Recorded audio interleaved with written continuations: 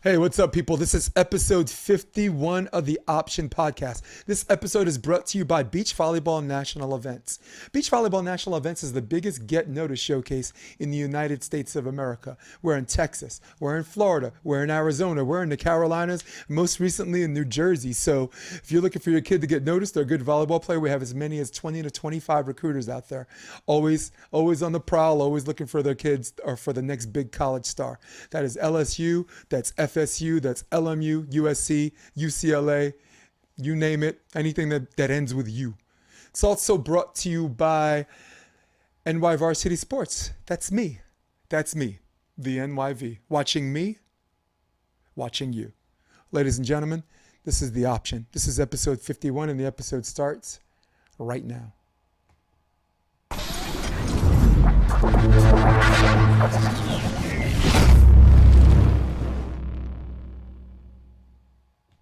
We broke our big 5-0 and now we're on the 5-1. All of you have asked and now you shall receive. From my actors and my Marymount people from New York, I got to give the people what they want.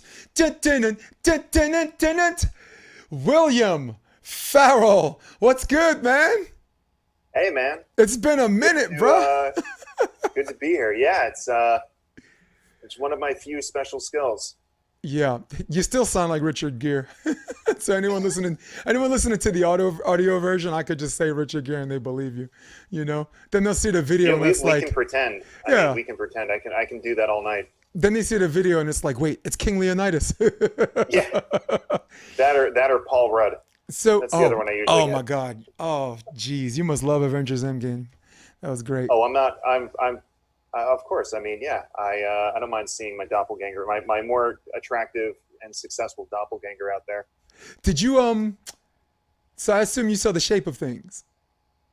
Oh man. That was the remember the play they made us read year one, The Shape of Things. Oh yeah, it was a Neil Yeah, LaBute it's play. a movie. It's him and it's Rachel Weisz. This goes back. They were like pups. You should check that out. You should check it out because I met you when you were a very young age, and that was a very young Paul Rudd, and you'll be surprised at the resemblance. The Shape of Things, very easy to remember because that was required reading for us in college and stuff like that. So, Oh yeah, and I think that the only reason for that was just because they were like, this is naturalistic enough that I don't think even the worst of the actors can screw up. So let's just give it to them. yeah, right. So let's before we get into any fun stuff because this is fun too. We were talking about the stress of living in New York, particularly in this climate, right? Like your doctor's like, so do you feel stressed? And would you say your doctor like, of course I do. Yeah, he goes, do you feel stressed? I'm like, I live in New York. What's the bellwether here? Like, where are we marking this? Like, the stress level of daily life, home life, bar life, financial life. There's a lot of things in terms of the stress levels. Oh no, in general, yeah, I'm stressed. You wake up in the morning and you got to make sure that you get the right train at the right time and you show up at work not too early, definitely not too late, and then you stay. The whole thing, just a level of stress. Now with COVID, I think it's not as much stress as it is just being traumatized by your kitchen table because it's the same place you keep going back to over and over and over again. Honestly, a train ride in New York can make you angry enough absent COVID. Yeah. Just trying to get on the train, this, somebody up on you. It's like, yo, you want to buy me a drink? can you at least buy me a drink first, right? Let's get acquainted before we just jump straight into this. What are you doing? So, oh, there's no foreplay when you get on the 456 train. There's just straight going right into it. There's no fun part. You're just thrust right into the crowd. So listen, I go to New York every year because the AVP goes there and I'm a coach. And sometimes me and Kelly like to go there in autumn, like the leaves falling. So pretty nice. It's, jacket and jeans weather, just good air. Sweater weather. What Can't never go does, wrong with and it. I never asked this to any, I had a few guests that still live in New York. My friend Catherine Parent, she's into infectious diseases and helps approve vaccinations for the FDA and medications and Oh, shit so like that. she's probably been busy lately. Yeah. What does a train ride look like right now? Oh, I just got off. I took the train into Midtown Manhattan. Weird, man, just really weird. I took the train at, I want to say like 6:30, Uh-huh.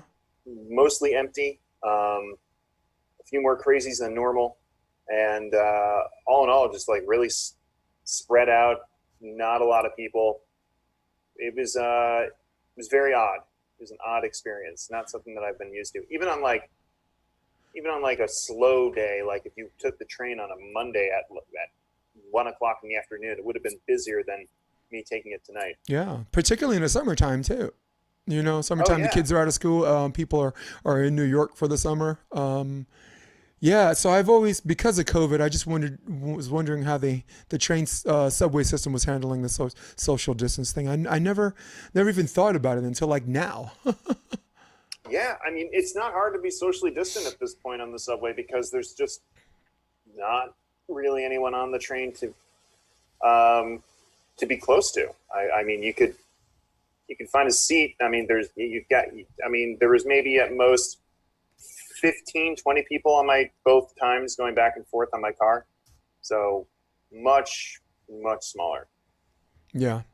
Wow. Also, before we got on the podcast, we were talking about stress too. Like when you have shortness of breath and your heart's racing like a drum because you're afraid of this whole COVID thing, it makes you think you have COVID. Yeah, yeah. I think it's one of those things where you think you just sort of like, oh, I don't know, do I have it? Do I not have it? And then I think from friends of mine that have actually had it, and even my wife, who I'm pretty sure had it, but at the time testing wasn't widely available, so she wasn't able to confirm it. But the people who've had it, it'll either be a very weird experience for your body, or just you feel like apparently you're run over by a truck. So essentially, it's waking up hungover from brunch the day before. It's the same feeling, I feel like. Yeah. Well, it's definitely ruined my alcohol buzz. I have like a drink and then I feel a little buzzed and my heart's racing a little bit and I'm like, is that the booze or is that COVID, man? I'm fucking stressed, dude. And Um, my wife completely lost her total sense of taste and smell for about 9 days, like to the point where if she had an onion and just bit into it, no sense she of definitely had that it. taste of that onion. She definitely had it. Yeah, yeah. And it was impossible to get a test though at the time. It was back in end of March. Mm, So at that, she actually went into the doctor's office and explained her symptoms, and the doctor essentially yelled at her, going, "Unless you're like deathly ill, you should not be here." She's like, "But I think I have the COVID," and they're like, "We think you should leave." that So I never heard something so smart and so stupid at the same time. I mean, yeah, the lack of preparation as far as like getting people tested and just having some kind of applicable test kit was I blame the government of the United States of America for their dereliction of duty on this one, my man. Listen, yeah. I don't think you should have to be on your deathbed to get tested because by that time, what the hell can they do to treat it anyway? They need, Well, in order for them to treat it, you have a better chance of surviving it if they're treating the symptoms early to let it run its I loved course. how people were saying like, "What's the point of testing?" I'm like, I don't know what that's. How is that a statement? Um, like, Yeah. if you're because the incubation on this thing, it's still being in. I mean, the one thing I think that's been consistent about COVID, outside of some of the symptoms, is that it does have a longer incubation period than most other diseases that have been introduced to humans. So, or other strains of the flu virus. So, I mean, yeah, if you were able to get tested when you think you had it, that's like a full 5 days of not being asymptomatic and going around and spreading it to more people who then have another 6 days of incubating and then so on and so forth. I mean, it's just a numbers thing. So yeah, like for people who go, "Oh, we didn't need the testing back in the day." It's like, yeah, well, You kind of did. we did. Kind of did. I mean, how many people probably walked around from, I would say even December on, because I don't think this thing just popped up in March. It obviously had been here for a while, and people had it, not just in the U.S., but elsewhere.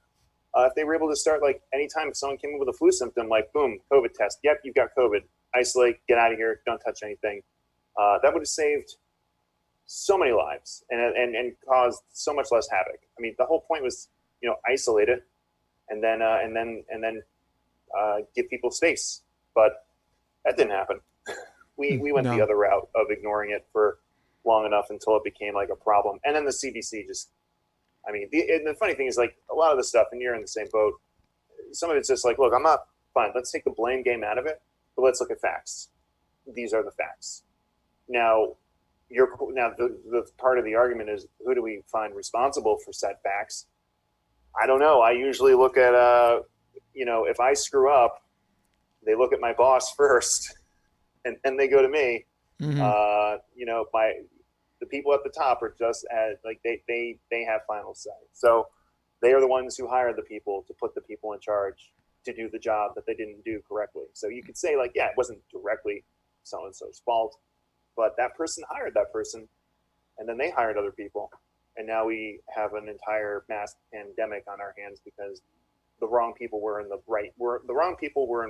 important positions, and they didn't do well. I agree. Well, something I learned in the military, on something that actually eventually led me to leaving the military, just fulfilling my contract and leaving, was I had a sergeant in charge gave me a piece of advice before he left. He was going to a new base. He said, never put yourself in a situation where you're responsible for something someone else is in charge of. Right? Let's say I'm fixing a generator, right? And the manual says I should fix it a certain way. And then maybe someone comes along and is like, no, you have to do it this way.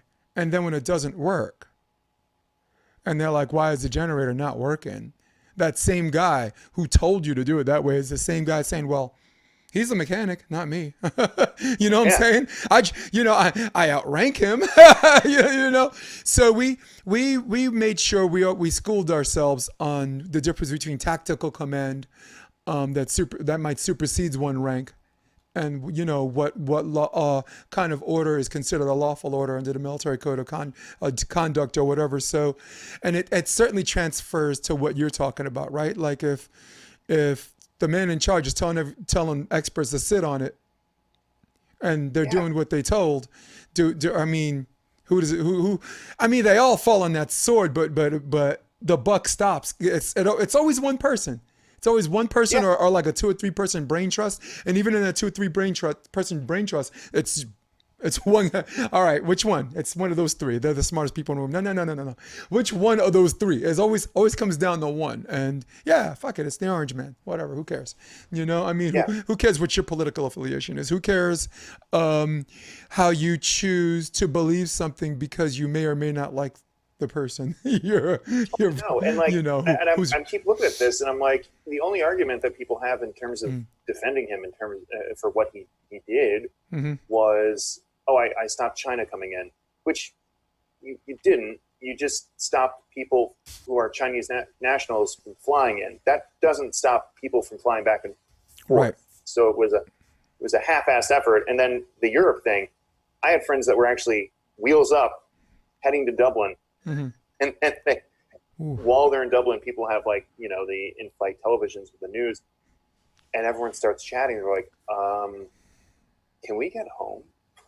Like, are we banned from coming back now?" I had a friend of mine that had a transfer in Norway, canceled his flight. I think he was maybe heading to somewhere else in Europe, but wherever his transfer was, he got off, didn't make the transfer, and then the line to just try to reschedule his flight to turn back. And I'm like, how insane is that? How did that help anybody? And also Europe didn't know. So it's like in episodes, in situations like this, and I think that's one of the issues is that people always talk about, a global community and they associate it with globalism. It's like, you can have issues with the globe being connected almost too much, but when it comes to something that doesn't give a crap whether you're from Indonesia, Mexico, United States, or Brazil, there's got to be a unified effort to make sure that it's not going to make people sick, because no matter what, it will find a way to come to your back door. And we learned that the hard way. And we still are. I mean, the economy is not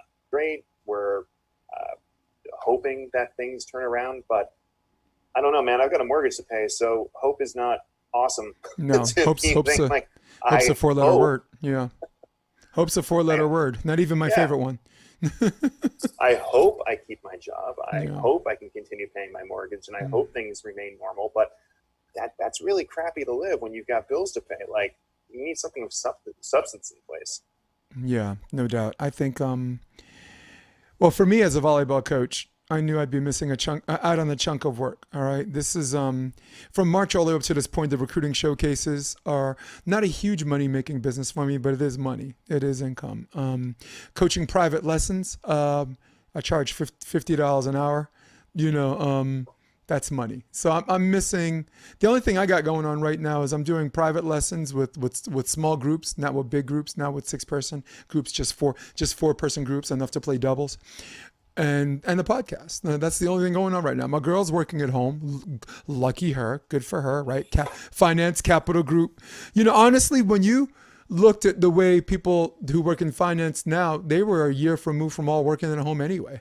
They're having these conferences and being like, you know what? I think I just want to do this from home 3 days of the week. So a lot of them from the capital group and BlackRock, a lot of those people in her position were considering getting more work done, not having to commute. New York's a nasty commute, but let me tell you something. LA, like in the LA County, it could be brutal, man. I mean, she left. She leaves before the rush hour, which is still crowded. Yeah. So you talked about New York. I want to talk a little bit about Hermosa Beach. There's never been a situation where, as far as like licking COVID and combating it, being in the best situation as far as social distancing is concerned, but yet been the most irresponsible. All right, here's what happened. There's a viral video that came out, Florida in March. Like, I don't know if they were on spring break or if they were treating it like it was spring break, but everyone saw that. And then they were like, look what California's doing. It wasn't even us. It was Florida. And I live in the South Bay. I'm 6 blocks from the beach. That's my office. That's my new office. So shut the beach down. Boom. Shut the Strand down, like the boardwalk, the Strand to the beach. Shut down. All because you have people that choose to implement politics with science and mix politics with science. Yeah. All right. A large group of people that don't understand how the mask's supposed to work. Well, I was ignorant to that. I thought if I wore the mask, it helped prevent people giving it to me. And then I learned later that really it's more about you. If you have it, it's right. Percentage-wise, it helps prevent you from giving it to someone else. So before when I saw someone wearing a mask, I'm like, all right, cool. He's got one, he doesn't. They're in shape as long as one person has it. And I'm like, no, and a month in, I learned how that worked. Yeah, and the messaging behind the whole mask wearing thing was not executed well, because initially I even remember being like, nah, you don't need to wear a mask. I mean, that's what all the people who I consider, or the organizations that I consider as all more informed than I am, are telling me. And then all of a sudden it was everyone should wear them. And I think that just stemmed from knowing we don't have enough of these masks. And if we tell everyone they need to wear a mask, we won't have them for, the people who actually need them. So it was like, it's almost like we knew we were handicapped, but we lied to everybody. And then once we settled down, we were like, oh yeah, now that we got them, wear them. Yep. Oh my God. My friend Todd said, so your girl's paying the bills. I'm like, no, I'm paying the bills. She did buy the house though. All right. Where did you live in New York? Did you buy an apartment in New York? Yeah. 87th and West End. Oh, so you bought that place. Yeah. And we had another place on 91st and Lexington. So this place right now, I don't know. I mean, I don't want to talk too much about numbers. It's between 2 and 3 mil. So we basically sold our spots, bought this. But I ain't gonna lie. Let me tell you something. Well, if you ain't a millionaire by the time you're 40, you make sure you married the one. Okay, let's do a general rule here. So back to what I was saying before.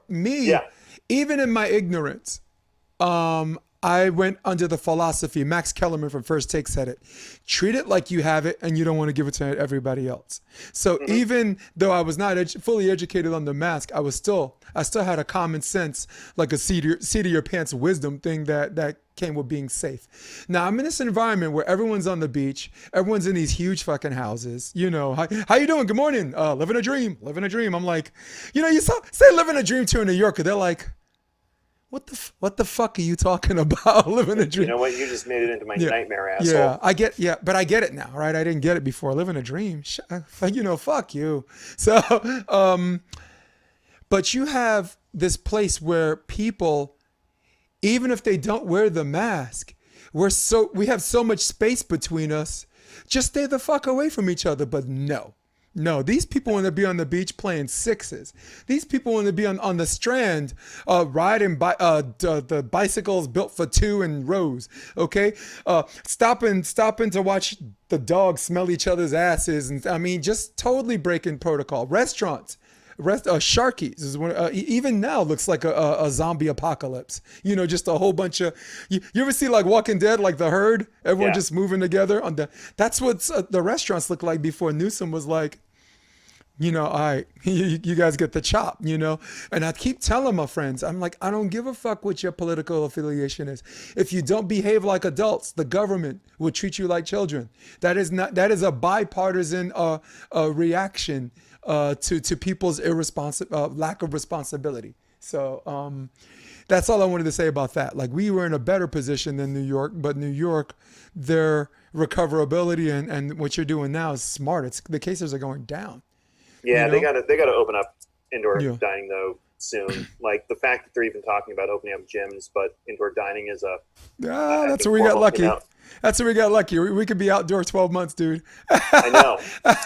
I'm more looking at because there's so many restaurants that I mean, the city, I mean, it's made of it's supposed to be a culinary destination, and it is so sad just seeing all of these places vacant. And I don't understand these landlords, because what's easier, evicting someone during a time when no one's going to rent, or just eating it and then saying, I don't know when things do finally open up, I don't have to worry about waiting for someone to get established. Your place is already there. Just open up. But there shouldn't there be some kind of bill passed that maybe mandates a deferment on insurance? Because a lot of these landlords, I don't know if they're owning, but they have a mortgage, and whoever's renting is help paying their mortgage. So if the person rent is not paying their rent, then they can't pay their mortgage, and everybody's out. So maybe there's a situation that's going on like that. Like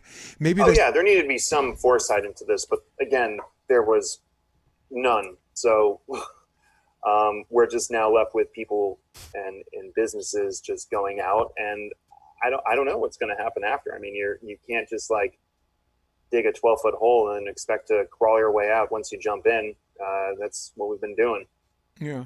And between that and just watching the news every day, that does give you chest pains. That does give you shortness of breath. And you're just like, oh, I got COVID. You guys you've got marijuana's legal where you are. So count your blessings on that one, man. Yeah, man. Just something. Yeah. Listen. That's my argument, Will. The government is telling you to stay home and smoke weed and play video games. Can't you just do that? You're good at doing nothing, right? You got a friend or two that you can have come over in small doses. That's okay. Just don't be dumb. Because without that, we're stressing over bullshit. Because even outside of COVID, we're stressing over stuff. Remember that Chris Rock? I said this Chris Rock line before we got in the air. Like, Chris Rock was like, I was watching a TV commercial and they said, do you go to bed at night and get up the next morning? And you're like, yeah, I got that. I think I got that disease. I got that. So it's like one of those things where they keep saying shit. So at some point you're going to identify that's like-minded where you probably ain't got shit. But guess what? It's like we're living in Groundhog Day, but without the Bill Murray part. So it's just terrible. Which is no fun. I mean, the whole purpose of even indulging in Groundhog is for Bill Murray. Sucks. Oh my God. So Will Farrell, Let's talk about your name. He's like, go on, Jay. Before I want to play a video for the people watching in the audio. They'll appreciate it too. How much fun is making a restaurant reservation? When that was a thing, it usually went one of two ways. Either they didn't care, or give a nod to it, or I'll put it this way: I've disappointed a number of hostesses when I've checked in at restaurants in my time, where I show up and I give my name and they go, "Oh, you're right this way," and then I've got like this nice table. I'm like, "Oh, you guys really thought that." I actually, there was a restaurant that I used to go to all the time. It was a one that I frequented, and I made a reservation, and the hostess was new, but everybody else knew me. So when they saw my name as a party of two on the books, the new hostess was like, "Oh my God, guys, Will Farrell is coming!" And they're like, "Do we tell her?" That's everybody. Like, I think somebody was like, "Oh, that's," they're like, "No, yeah." I guess he's coming. And so then I showed up, and one of my friends came over and went, "She was so disappointed." I'm like, "Yeah, I'm glad that I can do that to another person, just disappoint them outright without having to do any effort. Will Farrell, you can make someone go from this to this. Yeah, my mother's been saying that for years, so... Well, come on, that's the natural effect we have on mothers, so they don't count. We got to pick another example in that regard. Before I do the video, I had a similar situation. I worked for a guy named Dr. Isidore Rosenfeld. He was kind of like the doctor of the stars. Ron Howard coming in and out, Sophia Loren, you name it. The politicians, Prime Minister Bhutto at the time, Walter Matthau.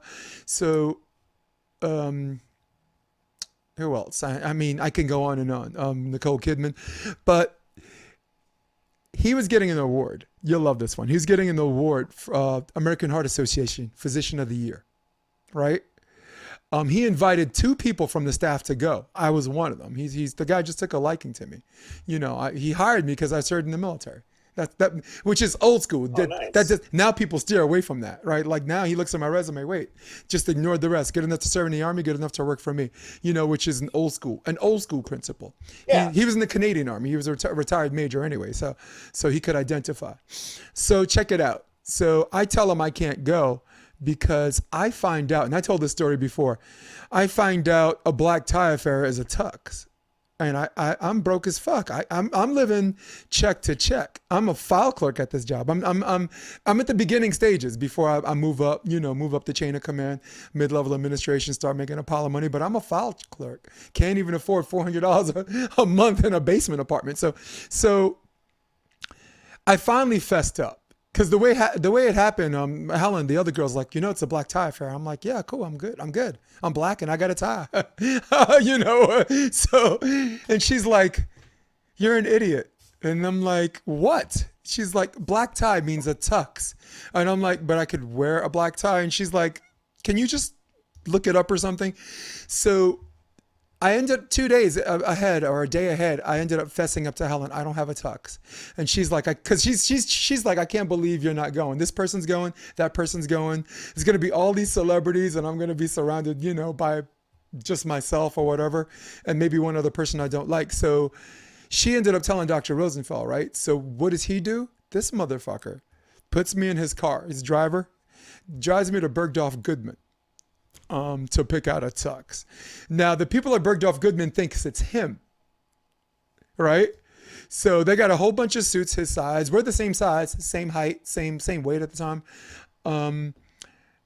Got two models, like two male models actually wearing suits and shit like that, kind of had the lighting and everything, like this whole display for him to pick out some suits. And they were like, hey, where's Dr. Rosenfeld? And I'm like, he's not coming. They're like, he's here for a suit. And I'm like, no, it's for me. And they're just like, all right, people, it's not him. And then the models are just like, they all walk away. This person turns off the lights. They just fucking close up shop. And they're like, we have a suit here. Do you want to try it on? And I was just so embarrassed. I said no. I just took the suit. I didn't want to try it on, and lucky for me, it fit. I was at the time I was actually bigger than Rosa Fox. I was a heavy guy. I don't know if you knew that about me, but No, I've only known you as the total in shape yeah. Oh my God. maniac that you are. Yeah, two things happened, man. I was married and divorced, and the best way I could deal with stress was work out. And I knew I was a volleyball player. And after a while, I was 265. My knees started hurting. My back started hurting. I had this aggravated Achilles, all of the stuff that comes with the impact of landing at that weight. And I was 30 at that time. And the only reason why I even survived that long is I was an elite athlete. I'm this long, skinny arm, barrel body kid. And then I lost 60 pounds. I started eating 5 times a day. Boom, boom, boom, boom.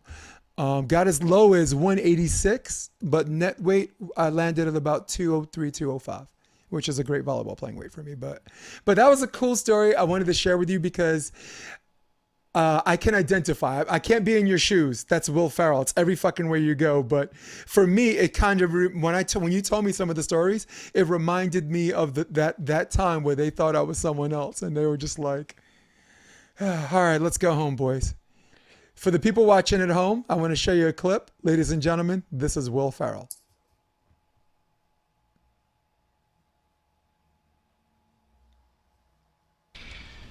Do any of these ring a bell? Semper Fucked? Right? Iraq Bob. That's me. Navy Wife. That's me too. Help me! Please, I pooped my pants! This is why you need to buy these diapers! I'm just a baby! This name has... It's caused constant flux, disagreements, and sometimes happy endings. Figuratively and literally. You're the only one that gets me. Will? Coming! It's just another role. Pains me even to mention his movies, but I need to create my own self. I need to create my own path. Everywhere I go, I just get asked to streak or yell Santa. One time, I ordered the steak tartare, and what they gave me was spaghetti with maple syrup. What the fuck is that? Oh, this is my favorite shit right here.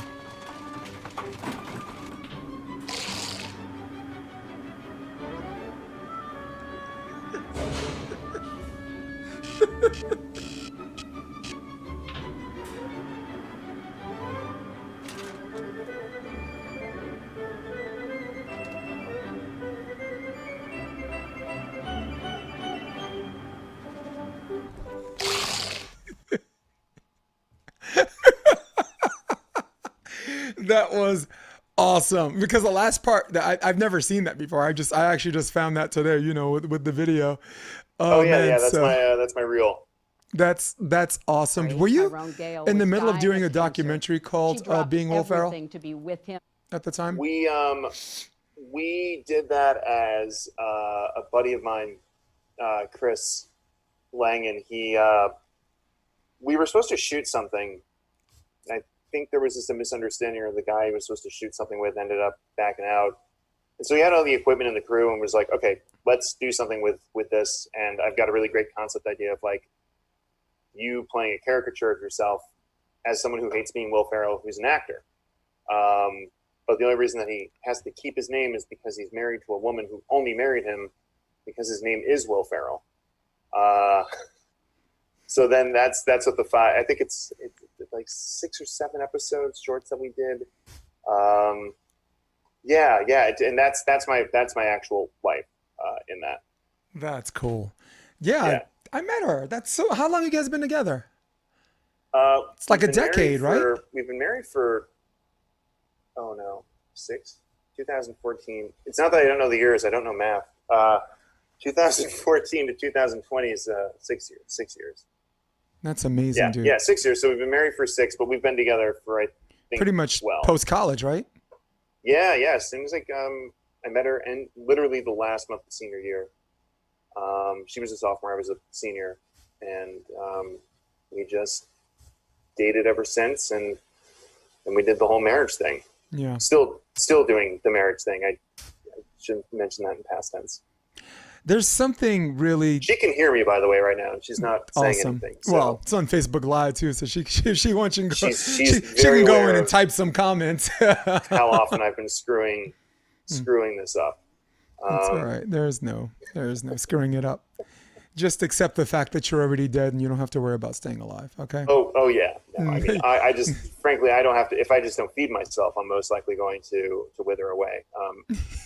She's aware of that. I'm wholly incapable of taking care of myself outside of very, very basic functions.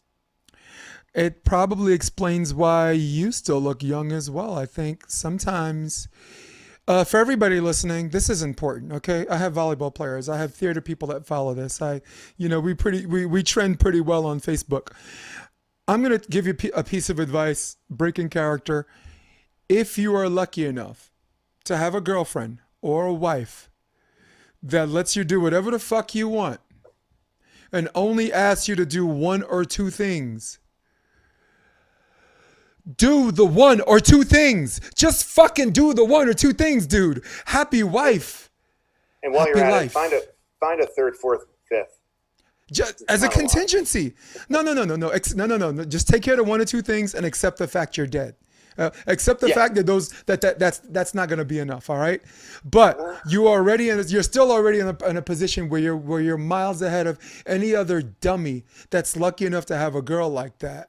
As opposed to someone who's calling them, following them, calling their phone and hanging up, trying to track their cell phone. I mean, there are some crazy women out there. If you're lucky enough to have a sane woman who's smart and who's pretty, and for some stupid reason is head over heels for you, you fucking do those one or two things. Rub my shoulders? Okay. Ice cream? I'm driving to Santa Monica. Taste is a light? There's only one in the whole state of California. New York-based ice cream? You want a piece of New York, baby? Skirt!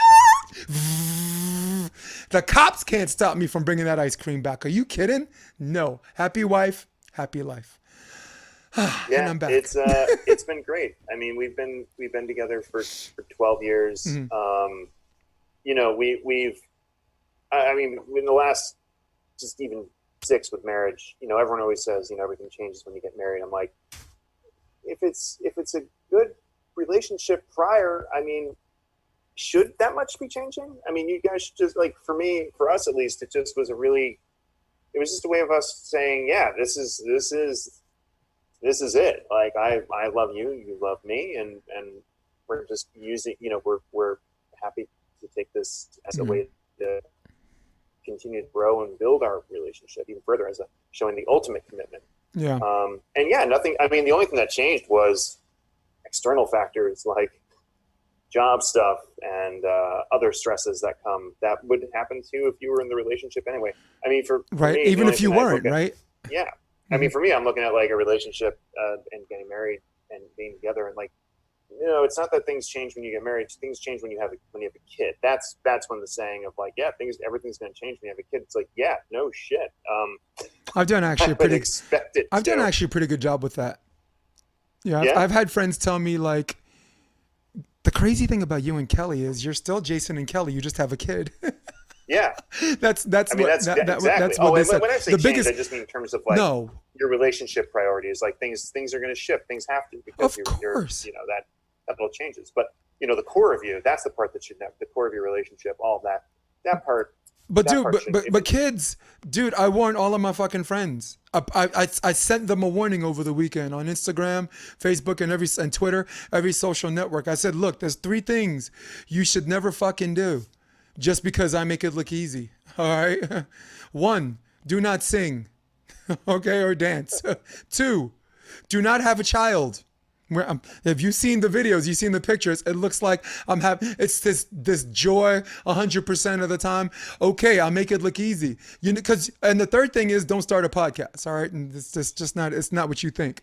But getting back to number 2, I make it look easy, and my friends that know me for a long time know my level of responsibility or lack thereof. And you know what they tell themselves, Will? They tell themselves, Jason had a kid. How fucking hard could it be? I know I have friends out there that are thinking that. Don't do it. Don't do it. Okay, so let's get to Marymount Manhattan College. Oh man. You were part of a very, very special graduating class. I was the year before you. I want to make sure my sound's still okay, right? It sounds. Yeah, is mine still good? Yeah, I'm just for some reason mine's coming off echoey, and I'm hoping it pops back. No, it's been sounding good the whole time. All right, good. So I was the year before you, and we had a pretty good class too. We had pretty capable actors that we thought were going to do things. But your year with you, James the Third, that's what he's called now, James Smith. He went from Pop Tarts comedy to his Netflix thing. Eugene Jones, doing Mother Courage and Her Children. Vladimir and every freaking TV show and commercial you can think of. Vladimir Vasai. Ishmael Wilson, the engineer, the guy that brought my year and your year together with very capable people like Matt Dumont, myself, Chris Bash, Rachel fucking Perez. And I have a question, but I wanted to make one comment. The thing I liked about you is somewhere from your freshman year until you graduated, you stopped trying to be good and you just allowed yourself to be good. And maybe did you have Richard Niles? Yeah. Did you have him year 3 or year 2? 3? I had Richard year 2. Yeah, I had him year 2. Yeah, and he's very, very good at that. I struggled. Me, guys like Shane and McGinnis, we struggled with that a little bit. But at the end, for me, it might have been later down the road because if you're older, it takes longer to strip down and build up as opposed to being younger and build up. But you were, in your freshman year, you were almost a schizoid personality, just trying to make sure that you're on point, I tell my friends a fun story. I go to a party in Spanish Harlem, and I'm with my friend Alethea, right? Wait, this is recorded, so where is this going? You're going to have to see. You're just going to have to hang up on me. End the meeting. So, and your wife is listening. She's going to love this one. We're in Harlem, and there's this white guy, and he runs across the street, and then he gets across the street and he stops and he runs back across the other end, right? And and in Spanish Harlem, this white guy sticks out, right? So he goes halfway across the street, stops, and then walks back and stops and scratches his head, and we get closer, and I'm like, that's fucking Will. I'm like, Will, what are you doing? What the fuck are you doing in Spanish Harlem, running around like a crazy dude? He's like, dude, I'm looking to get vodka I'm looking for a chicken place to buy vodka. And me and Alethea go,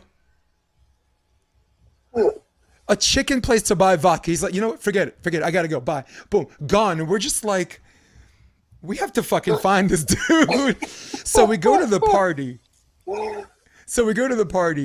And who shows up 5 or 6 minutes after us? You, with chicken and 2 bottles of fucking vodka. And I'm like, this dude is not from New York. He's gonna get fucking hurt going to a chicken place looking for vodka. And it's so weird. It's an example of how your determination made a native New Yorker learn something about shit that they never knew. I'm born and raised here, Brooklyn. At that time, I was living in West Harlem. I was on 148 St. Nicholas. So plenty of chicken places.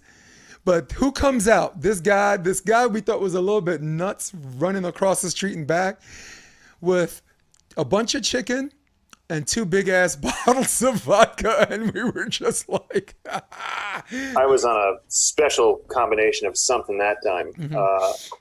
Yeah. So I had a real determination there. I want to go somewhere, I guess, in between your sophomore and junior year. As far as theater production workshops are concerned, what was one of your favorite ones that you got a chance to work on in terms of just the camaraderie, working with people, a very capable director, most likely faculty, maybe David Moe, maybe Kevin Connor, maybe Liz Swain. What was one of your favorite theater production workshops?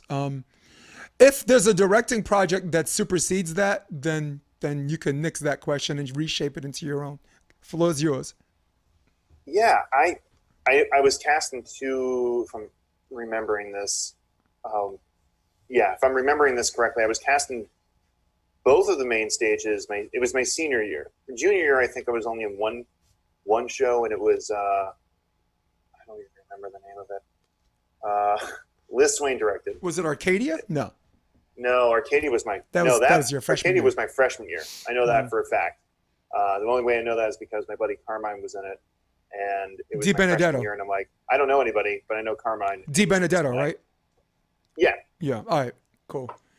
So Liz Swain, junior year. It was Liz Swain's class. Yeah, that one. I didn't have a very large role. I think I was with. It was like part of. I guess it would be considered like the clowns of the play because it was a period piece. And yeah, like I just remember it was me, James Smith, and Rob Joya. Oh my God, yeah. And it was the three of us. We had fun, but honestly, I mean, it was just. It was. I mean, I think it was just a difficult play to pull off. I mean, it was good, but I mean, there was. I mean, you know, the material itself. In fact, I can't remember the play. I remember there was like, I think it was good. I can't remember honestly. I can't remember that far back. I just remember I had a lot of fun. No doubt. But then I did. Then I did Grapes of Wrath. Then I played the dad in that, and I struggled a lot. And I think that's where that was my senior year. And I was like, man, I don't know what I'm doing anymore. I was like, I don't know if I know how to do this acting thing. And then I did then I did my senior year. There was another play that came out. Maybe I'm probably messing up all these timelines. No, you know what it was? I think it was Grapes of Wrath first. That was the end of my junior year. Yes, end of my junior year, Grapes of Wrath. And I felt very confused. I didn't know if I even knew how to act. It was just because I just didn't really feel like I had nailed the material and the character in my head. You know, you're a junior year acting major. You think you should know everything, but in reality, not knowing everything is actually the most important thing to know. Yeah, no doubt. So then I did BADA for a summer, like a summer session with the British Academy of Dramatic Arts. That was probably one of the most life-changing things I did because it made me understand Shakespeare. It brought me, it just made me understand acting in a much more focused way. And then I was in the last show I was in was A Month in the Country. Yeah, that's it. And oh my God, that one had Tyler Neal in it, Seth James, and actually Melissa Benoist was in that final production as well. She was a freshman that year, and that was like the role was really I loved it. It was a guy. It was just the main character who was being torn apart because of a love triangle that he part of. At that time I think I was going through some relationship crap, and I remember there was like a distinct moment where like one of the characters who was younger, who was part of the love triangle, goes, "Do you think something very naive question?" And then out of nowhere, I think just instinctively I just started to laugh, and then everyone else started to laugh in the audience, and then I realized, oh, that's it. Like just like not thinking and just reacting. Oh, that's what they've been trying to get me to do for 4 years. Okay, now I get it. Cool. Yeah. That's fun. And I actually, it was funny because I think David Mold after came up to me and he just looked at me and went, "Yeah, that was it." I'm like, "Thanks." Very professional individual, David Mold. Very, an acute sense of humor. But as far as like doing his job and being on point, David Mold was. I mean, everybody should take year one for that guy. Like anyone that's trying to understand what acting is, just take year one, and you just forget the next 3 years. You're set. Sorry, yeah. I've been recently taking classes at HB Studios with Mercedes Rule. I don't know if you.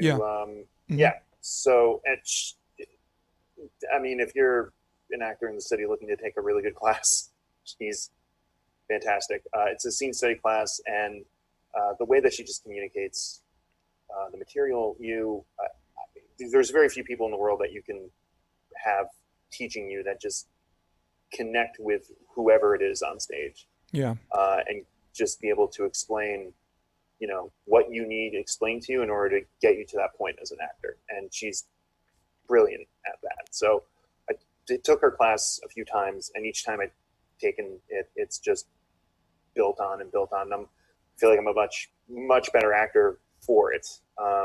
It was actually funny that you mentioned something about, being an adult, being an actor. I ended up trying to audition for grad school a couple times, and I was using Richard Niles as for coaching.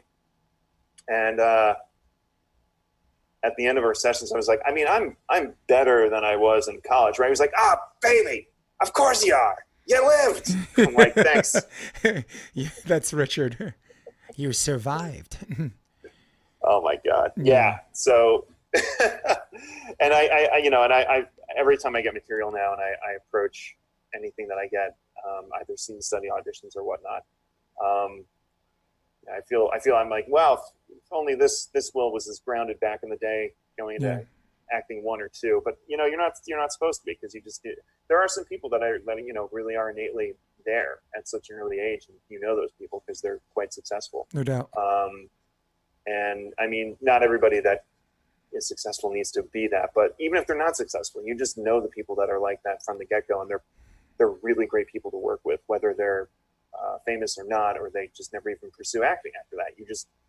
There's some people that just get it naturally. And everyone works in their own way. And that's the best thing about just acting. You can always come back to it too. Yeah. For everybody listening at home, Marymount, it's like, why the hell are these guys even talking about college and this and that? This isn't just a college. This at the time was Marymount Manhattan. It was top 3 program nationally in theater performance. It was listed as one of the 7 fastest ways to the Tony Awards. Marymount was listed number 2 as one of the 7 fastest ways to the Tony. So I've never been part of a program where, like, at the end I'm like so over it, and then looking back retrospectively, like the ups and downs, because I had my low was my sophomore year, because that's jury's time, and that's when the professors start shaping these personalities, and then people start forming into these groups and these cliques and all that stuff, which at the time as a returning adult student, that was not something I really wanted to be a part of. I just wanted, I'm working full time. I'm literally running back and forth in hospital scrubs to class. Oh, yeah, I remember that. You know what I mean? I'm not figuratively, I'm literally running back and forth, because that's my lunch people hour. used to see you walking around like, who's the doctor? Yeah, that's right. Is everybody okay? We have a lot of teaching the youth how to take people's temperature. we have a lot of continuing education people here. Did someone need doctor assistance? My man. But the one play that I remember you the most wasn't even a TPW. It was a directing project.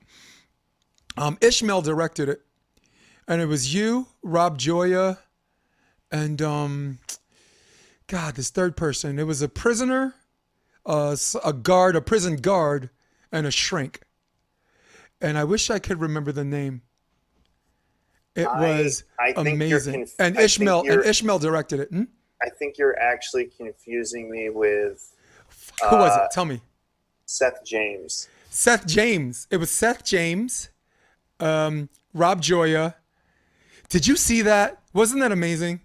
That was really good. I mean, listen, it's a long time ago, but that was... That guy was talented. I mean, he still is. I just that was awesome. Is that you got to see just the level of talent, and also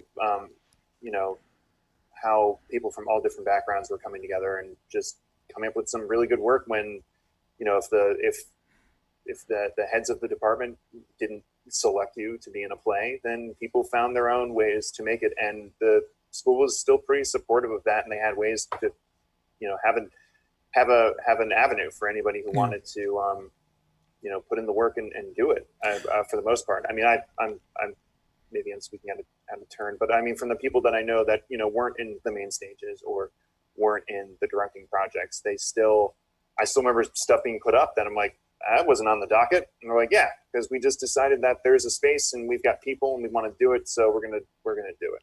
Yeah, well, Matt Dumont said that fucking A. That's Susan what I Laurie was Parks referring play. to, yeah.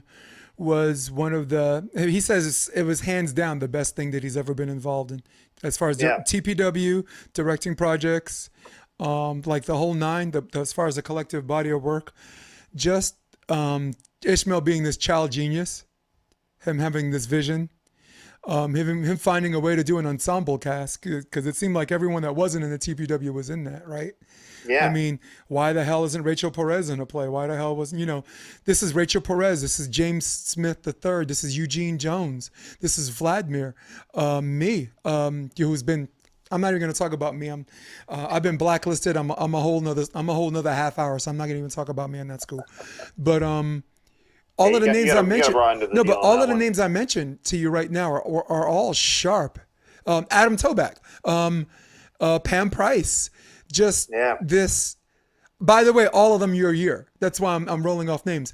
Every single one of them except for me and Matt were your year. We're year 3. How's that? I thought Matthew Mott was 2000. No, he's me. Really? He's me. We had David Mull together. That was the only reason I knew. Okay. We had David Mull together, and we had Voice and Speech together under Tom Marion. Tom Marion, yeah. You're digging up all these names Matt couldn't stand, yeah. So the reason why I brought it up is because there's certain projects in college that kind of make you understand why you're there. Not just it could be an up or it could be a down. Some people learn from doing shit wrong. Some people learn in their journey to doing stuff right and then understand the why, and that whatever, the Chekhovian approach, if you will, like Michael Chekhov, you take the journey and then you appreciate, as opposed to like Meisner, where you need a reason to get up and move across the room, so yeah, fucking A was my most favorite, because that's when I actually started making real friends. Everyone was friendly, but real friends came from that play. Rachel Perez, that I don't know if you remember the last production. I had Matt Dumont on the podcast a few months ago, and we were talking about Rachel Perez had to do a scene on broken glass. I remember seeing that, and I think you were there. It was the last day. Yeah. And everyone was there. Susan Laurie Parks was there for that one. Susan Watson Turner, who directed the first production of The Wiz, she was there. So that was the whole bunch of people doing in the Boom Boom Room. They just got out of the play. It was the afternoon. Their standing room behind. They're all lined up against the wall. It was packed. So what happened was Eugene Jones. There was a scene where he was breaking into a house looking for money. So there was a bottle of Jack Daniel's whiskey.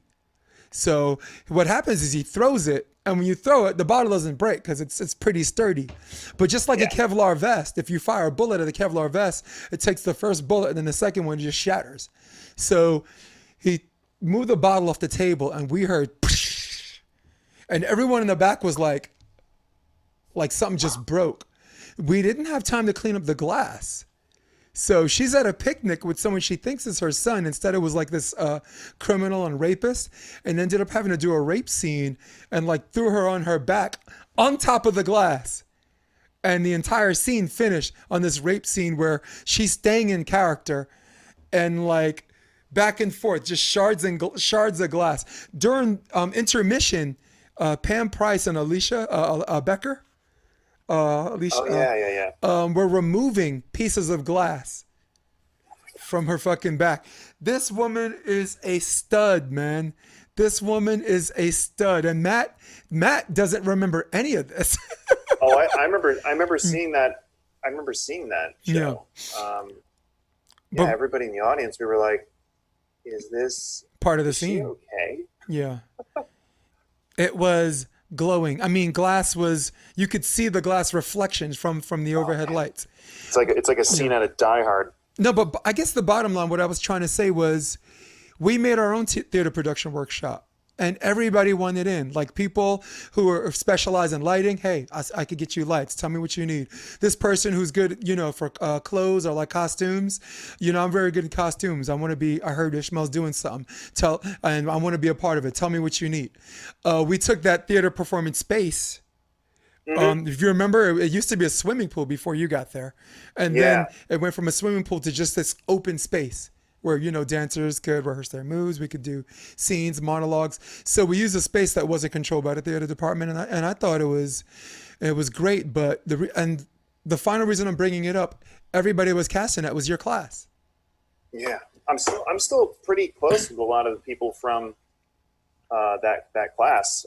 Actually, a lot of them not theater. that the Herstorm, the one on 92nd, the one that was outside of 55th. Yep. It was like, I don't know, just that collective group of people that all got thrown together, and then we just never stopped hanging out. And it's, oh God, how many years later, and we're still special. I just went to Hawaii for one of their weddings. Matt, So, and it was all the same crew. Who was it? It wasn't Matt. Matt loves Hawaii, by the way. He goes all the time. But who was it? Do you remember his name was Jason Buffer? He wasn't an acting major. No, I remember Jason. Yeah, so it was Jason Buffer's wedding. He got married in Hawaii. Yeah, it was a fun time. And then and so the BFA actors, Tony, Seth James, Steve Yates, Bashanelli. Actually, I haven't seen Bashanelli in a long time, but He's a motivational speaker, dude. He's everything. I mean, I see his stuff online all the time, and I'm like, damn, you're actually contributing. You're doing like, I feel like I'm. Wait a second, you're doing real shit? Yeah, like I look at Bashanelli, I'm like, I did not see that one coming, but I am like, I can't. But it makes sense. Like, it also just completely makes sense. I was on an airplane, and I was going through like the Sky magazine, and it was like, and there he was, and I looked over at my wife. I'm like, holy crap, that's Bashanelli. She's like, I have no idea who this person is. I was like, oh, well, let me explain. Yeah, but all you guys are doing great. Like, I was watching Homeland, and you were in it. That's me, still me, and I'm like, that's my man Will Ferrell. You know, well, I'm watching an episode of The Good Wife, and I'm like, that's Vlad. You know? Yeah. He's. I mean, I'm so happy to just. I mean, that's one of the outside of Facebook being what it is and just a cesspool. I do enjoy seeing a lot of the people that I went to college with posting about like just the really successful careers and work that they're having, and it's great to just know like, yeah, people are still out there. They're killing it. They're crushing the game. So, Will, let's turn the clock back before college. And I'm going to ask this question. I asked this question in volleyball form, but I'm going to put it in theater form. Was there a particular production, albeit in high school or college, that you left telling yourself, I think I could do this shit for real?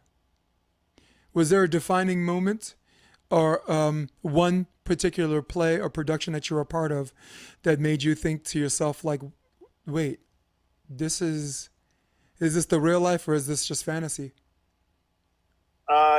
Yeah, I think it was that last show I did my senior year, which, I'm always late to the party as it is. So I did wait till the last minute to have that revelation, but it was finally, connecting, having that moment of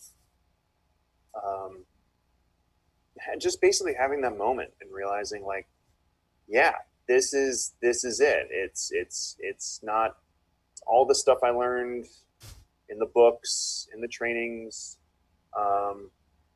I didn't have to think about it. I just did it. And I'm reacting and I'm listening and I'm engaged. And at the end of the show, you're like, I don't know what happened. And that's an amazing feeling.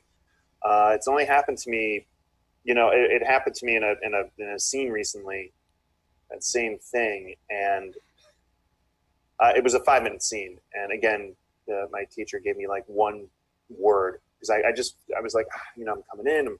It was Kenneth Lonergan's Lobby Hero. It was a scene where the cop character confronts the lobby, the guy in the lobby. I'm forgetting the names right now off the bat, but yeah, I was just given like one word. She just goes hurricane. I was like, okay, and it just I was just doing it, and I realized, and then I finished the scene. I was like, wow, but that's it. She goes, yeah, that's it. Now do that for 2.5 hours, 6 days a week, for however long that run is, and you've got it. I was like, Jesus, this is exhausting. And it was such a great feeling just knowing like, you're an athlete. You work out all the time. And that high that you get just from hitting that stride, hitting that moment, hitting that like that perfect rep. It's the same thing. You feel so good that you forget about all the stuff, the pain and the sweat that went into getting yourself to that point, because you did it. But when you're going to make it a career or if you're making it your career and your job, or if that is what the job asks for, it's the same thing as working out. You've got to be strong. You've got to do it. I remember I was taking an acting. I hadn't acted in a while. I took it was a non-voluntary it was not a voluntary break. It just happened. But I started to get back in the game. I was taking another class with an acting teacher, and she was like, "Yeah, it was one that was familiar with my work." And I was like, just not hitting it. She goes, "Look, it's the same as going to the gym. You can't go from benching 500, take a break, come back, expect to pick up those same weights. You're not gonna do it. It's gonna be very hard. You've got to get back into training that muscle." I'm like, yeah, that's actually a really good way of thinking about it. So rather than like beating myself up, the only good way you get doing it is by, same as working out, doing reps, reading plays, taking more classes, taking more scenes, and then building yourself back up. So yeah, I think back to that further point, just that was the moment where I realized, oh, this is it. And I really do love doing this. And this is, even if I don't make it if I don't make it per se, as like my full-time career, it's something that I never not want to be a part of my life. Yeah, there's, with the exception of having children, you always want to regret doing something, then regret not doing something. Yeah. My boss told me that, which is why I even fathomed being a returning adult student. Never mind, for a program that you just don't see a bunch of 33-year-olds running around. They're all, they're all recruited and they're all toured or whatever. And for me, I think I always knew I can do this because everybody's like, you're wasting your time here. I recite movies from beginning to end. I'd see characters and portray them. I'd hear accents long enough. And next thing you know, I'm from that country. So for me, the defining moment was actually the audition, because I didn't know what I was getting into until I looked around. I looked at the environment around. So, because I was a liberal arts major, just looking to find my way at Marymount. Just 6 credits, summer school, 6 credits here. And they're like, well, you got to audition to get in the theater program. I'm like, no problem, whatever, because I didn't realize the seriousness and where they were ranked and all that. And yeah, okay, if I got to audition, I got to audition. And didn't realize the seriousness until that morning. I came early, and you know how they do dance first? And then they do like musical theater, and then like the afternoon is like straight acting. Just watching someone come out of the dance thing, crying to her mom. She didn't do it. She's crying, and this person's crying, and this person's stressing out. This one's telling her mom, "Don't talk to me, okay?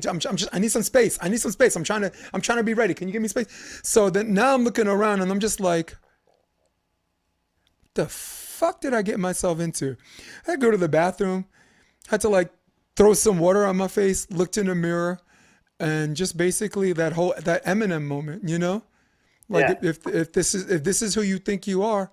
This is no time to be worrying about shit. You survive the interview process, because they're not recruiting adult students, returning adult students for this program. So I survived that interview process. The guy took a liking to me, got me my shot, and I went in there. And when I left, I use a monologue from a monologue book, which you weren't supposed to do.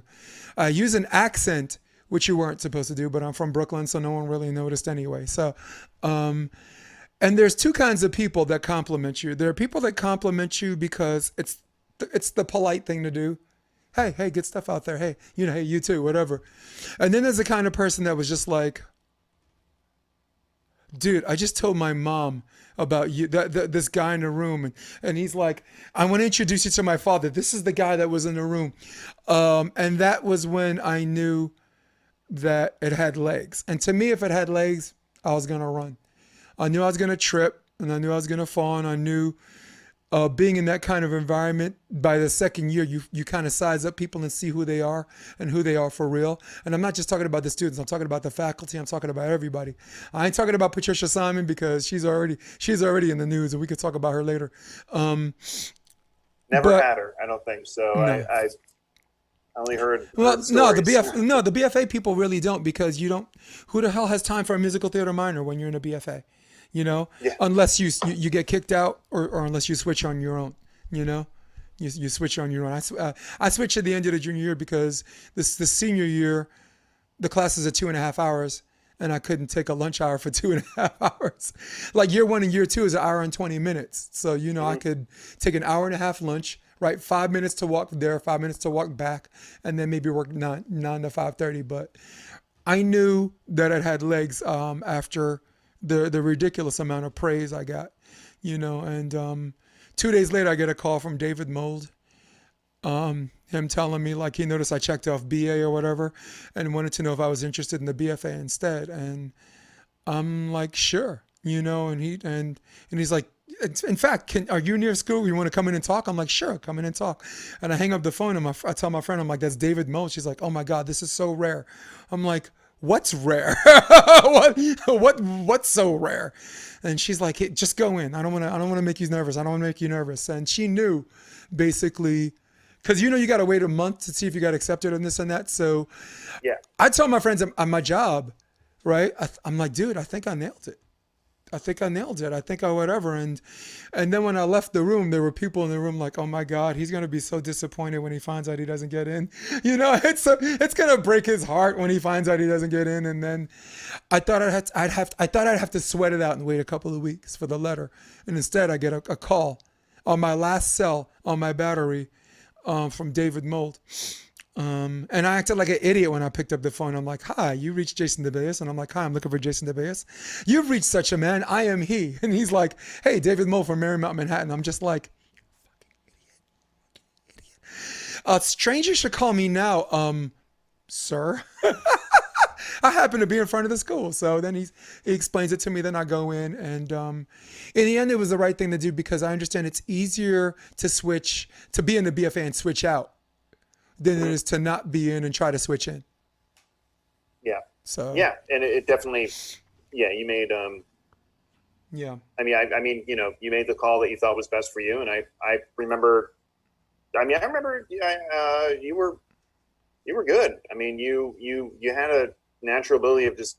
I mean, then again, you were older than us, but I think that ability of just not caring is really that characteristic that showed on stage, because you did the work. So you didn't need to prove that you did the work. But the technique and what they were trying to teach me, it got me in jury trouble, dude. I was basically in trouble. Richard was trying to talk me out into switching out that semester.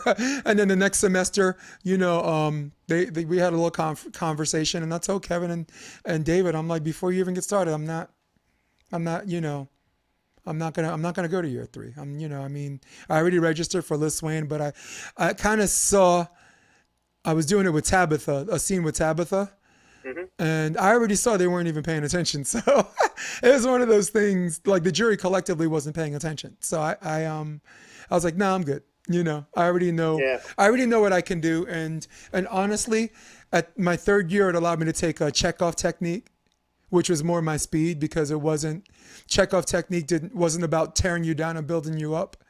It was very connected to Strasbourg and sense memory and things that I can reflect on using my own experience, right? Like if I'm doing a military movie, I don't have to imagine I'm, you know, a cadet recruit. I actually served in the military. Like if it's a job working there, if it's a role working in a hospital, I have direct knowledge for my sense memory of what it feels like, what it smells like, what it looks like. So that as far as techniques and someone trying to either teach you one technique, or you as an actor taking all of these techniques and tailor making your own, which is what I ended up doing in the end anyway, was more important to me than them trying to beat me over the head with Sanford Meisner, which, by the way, the respect I have is profound, you know? Right. But and think about the actors that we love watching. We don't ever watch them and go, wow, that was some real Sanford Meisner technique right there.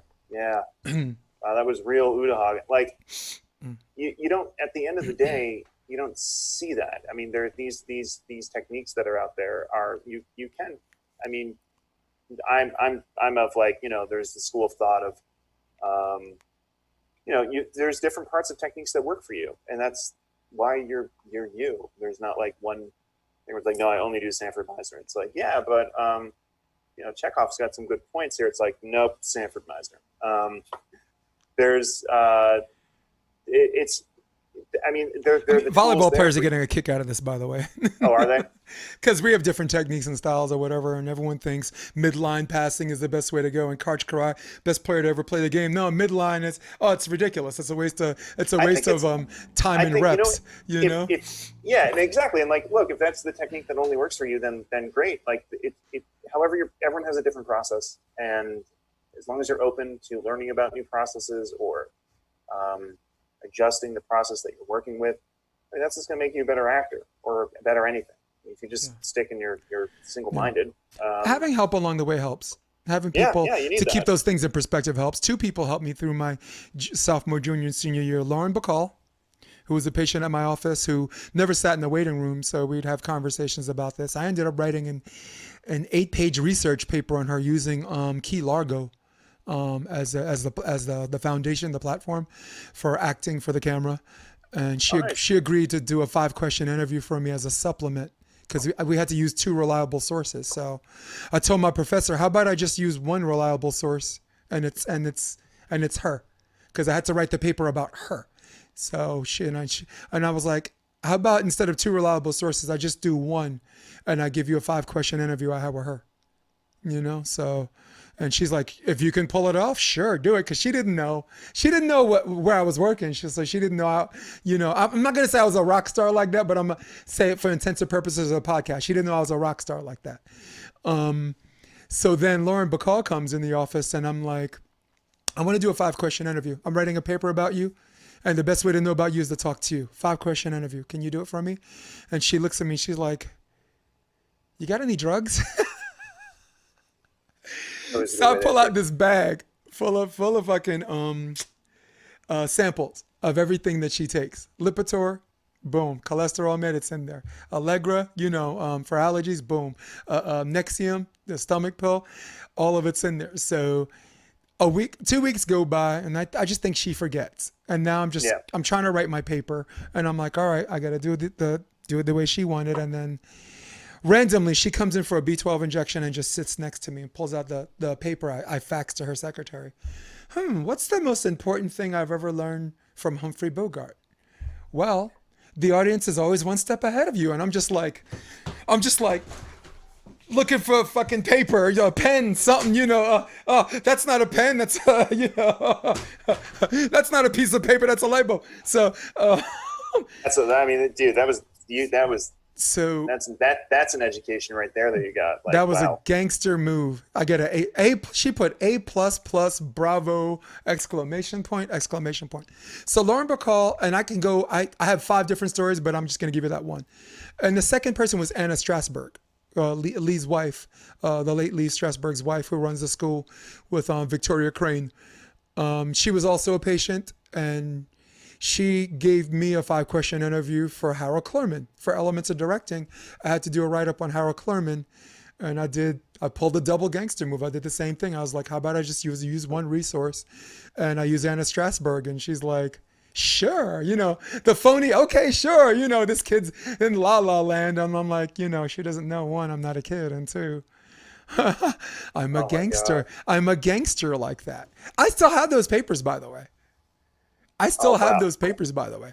And I would hope so. Yeah, and now in like her pop quiz, she uses a quote that Lauren Bacall gave me about Humphrey Bogart. The audience is always 1 step ahead of you. If someone has a gun to your face, they already know you're afraid. You don't have to make faces. This is for acting for the camera, where she's educating the masses on, as we know, the academic differentiation of theater performance and the subtlety of doing this on camera. As opposed to, Yeah, cool. Pretty cool story. I wanted to share with you on that. Yeah. I vaguely remember you mentioning that, like, back in, I don't know, the Nugent Lounge, I think. Yeah. She's a bug out, man. I took her to Oran's for cookies one time. She wanted cookies. And then she had a new driver. This is funny. She had a new driver, right? And she's like, "Are you my driver for today?" And he's like, "Yeah, hop in." So she's like, "Hop in? Why don't you get the door, jackass?" I'm 80. Do you know I'm 82 years old? And the guy, "Oh, I'm sorry. So the whole time he's getting the door, she's like, "Hop in. Bye. I'll see you later. Bye." And I'm just like, That is some gangster. That's some gangster shit. it was great. It was great taking her to Orange because Orange had a lot of people that were theater students at the time, and you walk in with her, and they're just like, "Oh my God, that's Lauren Bacall." You know, what you doing with that guy in Scrubs? That guy in Scrubs, he's at Marymount. That's him. That's the guy. So, good times, dude. Good times. That's awesome. I guess I should finish. I have a group of questions, and I'm just crossing half of them off. Wait, real quick. There's one funny story I remember. Please. When I first met you. And this is all very general because I'm going back, but the punchline is there. And I forget who it was, but it was someone who was in your class, in your sophomore year class. And they were like, "Oh, you met Jason?" I go, "Yeah." They're like, "Did you know that he's like over 30, like 33?" I was like, "No, I had no idea." They're like, "Yeah, we didn't either." I think it was freshman year. It was freshman acting 1. Mm-hmm. And we were talking about something, and he goes, "Man, I haven't cried that much since when I was in high school back in 1996." And everybody just stopped and went, "What?" Don't seem possible. Just did not seem possible. It was either you said like I hadn't cried that much since I was in high school, but you would reference a movie too, and I can't for the life of me I can't remember the movie, but it was something that like everybody just went, "That is a dated reference." Yeah. Who is this man? Yeah, I mean, only my uncle or like some people, even their parents, coming in early or late in the house would be like, "Okay, obviously he's older. The question is how much older." My big dirty secret came out my sophomore year. My freshman year, only a few people knew. Ashley on my devoir asked me if I wanted. Our freshman year, I asked her if she wanted to get some food. I showed her a spot called Ye Old Triple N, which was like this underground theater spot across the street from the Eugene O'Neill Theater, where the most working burger you've ever had is like $4 and fries or whatever. Drinks were dirt cheap. It was a real dive, but they had live artistic performances and music. So I took Ashley there one night, and she's like, "Wait, he's asking me on a date?" And don't get me wrong, Ashley's hot. Okay, Ashley's timelessly hot, but I wasn't doing that. But I told her how old I was. A conversation that came up, she's, "Wait, how old are you?" Because like you said, I started talking about the military and this and that. I'm like, "I'm 33. And she's like, "I don't believe you. That's crazy. I don't believe, show me some ID." Ashley said, "Show me some ID. I don't believe you." So it came out my sophomore year because in the newspaper, The Envoy, there was a question, who's the big man on campus? Right? And everyone gave different answers. "Oh, I think it's this guy. I think it's that guy." And of course, Sunrise was like, "We don't have a campus." That was like my favorite answer, right? Oh, so, yeah. So it's the question that. of who's the big man on campus. Sunrise's friend said the 34-year-old sophomore. Oh my God, you're remember. And then everybody's like, "Wait, 34-year-old sophomore." They're like, "That's." And then Ashley and a few key people knew. You knew before some other people too. And they're like, "No, it's Jason." And then it spread in my class because a lot of people didn't know. And the year after me, which was you guys. Holy shit, Jason's 34? I went to his 34th birthday. He had two people whose combined age had his party. Jesus, I am your age when you were in a sophomore in college. Yeah. Wow. Yep. Yeah. Oh my God. I'm what you would call a returning adult student. I tried this whole college thing, didn't work out the first time. As a BMCC community college, joined the military, fuck it. Ended up playing professional volleyball there a little bit. Then went to Hunter College for a cup of coffee. I never went to class. I just wanted to play NCAA volleyball. And I knew they had it was D3, but they had a D2 and D1 schedule. So I went there for a cup of coffee, never went to class, dropped out. And then everybody just started talking about this acting thing. You shouldn't be here. My boss is like, why are you here? Why are you here as a file clerk? I don't care what you do. Just do something. But everyone just kept talking about acting. So I said, you know what? I'm going to go to Marymount, take some liberal arts courses. If I get in, I'll finish my education there. And if I don't, I'll stay at Marymount liberal arts and get my degree that way. Because at that time period, if you remember, no one was hiring you without your BA or BS. You know, now in this day and age, they just want someone with a fucking experience. They don't even care. They just want someone who they can suck the blood out of a diamond easily. That's about it. And someone that they can trust doing it while sucking them. You know. Yeah. Sucking them. That came out wrong. But Or yeah, that came was out, no, it came out right. Out just right. Jason believes it. But that was. He's gonna suck it right out of you. Ooh. And just then there was a little bit of static on our mics. I think that was our mic saying, hey guys, hey, listen, this is how we do our podcast. This is, again, it's a podcast. So my dirty little secret was, came out my sophomore year. And the cool thing was, like, it was great. It was great. I got to teach guys half my age how to treat a woman. You know, it was also great it was flattering having girls significantly younger than you ask you out. You know, like, Jason, what are you doing tonight? You know, I got this spot. I want to know if you want to come through. And I'm like, you know, I'm 34, right? And she's like, so you're saying no? And I'm like, no, I'm not saying no. Yes, I'm saying no. Yes, no. Well, no, I'm not saying no. And yes, I'll come. Yes, I'll come. So I just think that's flattering, and I made a lot of cool friends, you know, and this and that. Oof. I have on my list getting our Facebook and social media friends back. Weather the storm, cleanse. I don't even know why I put that. Cleanse your list or embrace friends with different values. I like that question. Wait a second. No. I know I wrote this. Weather the storm. This is social media friends. Some of our friends, it's smart friends, all right? Some of them are left for its own sake, and some of them are right for its own sake. And there's this, I'll speak for myself and I'll give you the floor. There's this heightened level of disappointment that intelligent friends seem to center their arguments or the stances they take or who they choose or what they choose to believe based on who they voted against and who they voted for. So I said, well, this is the question, cleanse your friends list or just continue to embrace friends with different values? You know, I say, I don't know. I say, obviously, you know, you're friends with different values. I think we're in such a weird, uncharted territory right now where it's the best analogy I saw was back in the day, two different people could look at a 6 and someone could say it's a 9 and the other person says it's a 6, but it's still both. So you can have that argument. Now it's divulged into this point where, I mean, I know people and have had friends that it's like, I just don't want to be with you anymore. Like, it's not even like I have to choose to cleanse. You cleanse me. Like, you're not enjoyable to be around. Like, I don't want to talk to you. Yeah. And also, if that's your point of view and you're that committed to it without hearing any openness, then I mean, what are we doing here? At a certain age, you just don't have time for that kind of crap. So I'm all about embracing people with different views.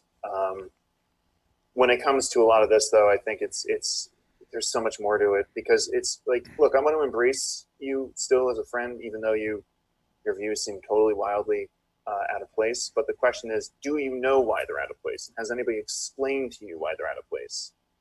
Can we have that conversation? Because if I explain to you why I think you're completely off the rails and holding on to values or ideals that would otherwise be considered just monstrous, maybe you're just not seeing it from the right point of view. Yeah. And if they're willing to listen and you can have that conversation and we get to the root of why you have that, it's, then great. But there are some people that no matter how much you provide empirical evidence, facts,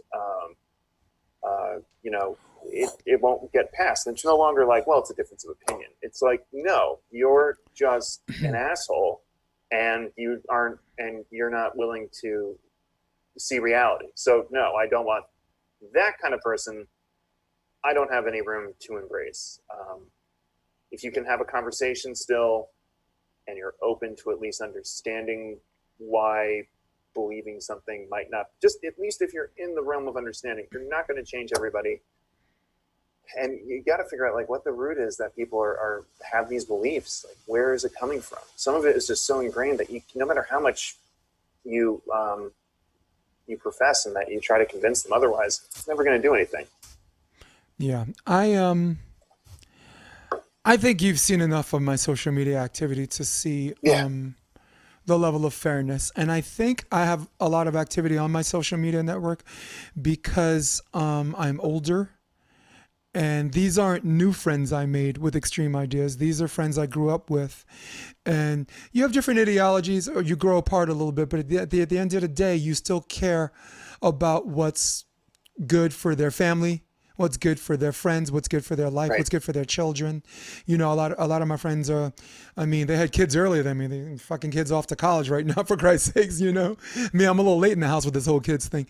But I think the reason why I'm able to have such a network of friends that are both extreme left and right, I listen to everybody. I don't treat someone like crap because of their ignorance, because ignorance is not only bliss, well, it's constitutional, And then I think I also have a group of friends with me that are able to decipher facts, opinions, and people don't believe there's a middle, but there's a middle. There are your opinions based on historical facts, right? Right. All right, fact. This guy has a gun. Guy has a badge. He's wearing blue. He's got a card that says NYPD. It is my opinion he's a cop. I mean, to you and me, that's a fact. Obvious is obvious, right? But it could be Halloween or whatever. But that's an obtuse example. I'm just trying to say it is my opinion based on correlation of this or this or that. And there's some people like, well, based on what I understand, I'm this, and I'm like, cool, I see where you're coming from. I'm still here on this, and I'm not quite where you are, and maybe I'm stupid, or maybe I'm just fucking smarter than you, but it is what it is. And our next evolution, we can still talk like human beings, because there's going to be some stuff that we do agree on that can bring us full circle on where I saw I was wrong about their argument retrospectively, or where they could see I was wrong about theirs retrospectively. Right. So, but it only really works for me because they're old friends. I'm not recruiting new friends who are fucking idiots, okay? I just keep the old ones, all right? Joe Rogan, if you ever listen to his podcast, he has all kinds of friends that just have crazy ideas, and he continues to love them to pieces. All right, Brendan Schaub's a good friend of his.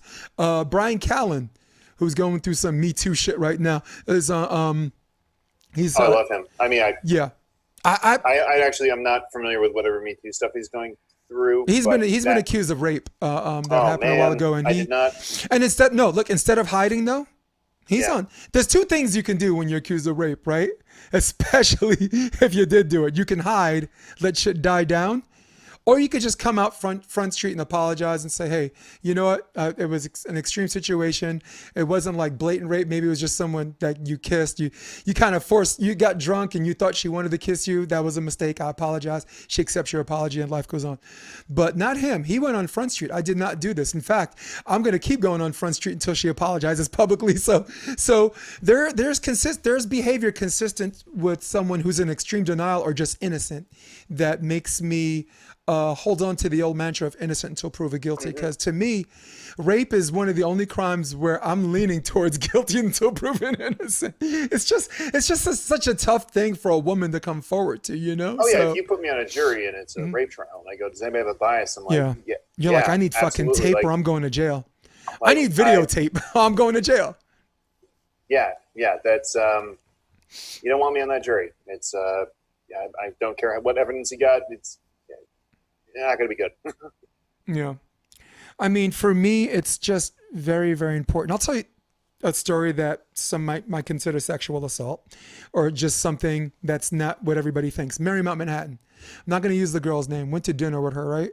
West Side. We're kind of hitting it off, right? And my impulse, and this is where you should tell me to shut up. My impulse tells me, God damn it, your impulse, Jay. Your fucking impulse. Facebook Live right now. Yes. My impulse tells me, I want to kiss this girl, and I think she wants to kiss me. So I kiss her, right? And then when I walk her home, I kiss her again.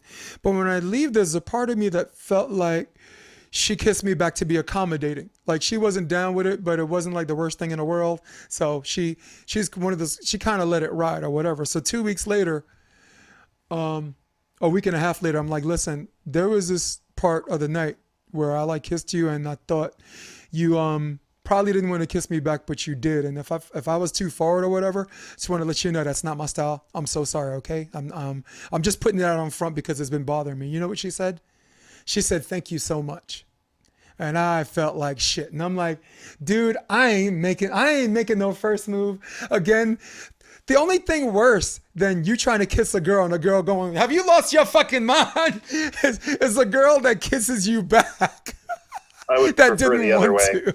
So some people would consider that me not, where I'm from, you ask permission. Where I grew up, the guy always asked permission when I'm like, what fucking tiny ass world? That is the right thing to do. Ask permission. I get that. But what fucking tiny ass world do you think everybody else lives in where there is an impulse thing where you know it and she knows it, and a lot of times you get it right. But in cases like I did, I got it wrong. Yeah. Could it have been avoidable if I asked if she wants to kiss me? She might have said yes anyway, right? I mean, to not embarrass me or herself. Maybe she would have been accommodating anyway. So, but that's a situation where you're like, that happened a long time ago. I'm different now, and it is what it is. You know. Right. Who's the fucking politician? That politician that got who was on SNL and got called out for his inappropriate behavior, like groping this girl. Al Franken. Al Franken. That pissed me the fuck off. This is a guy that did something inappropriate in an inappropriately charged environment.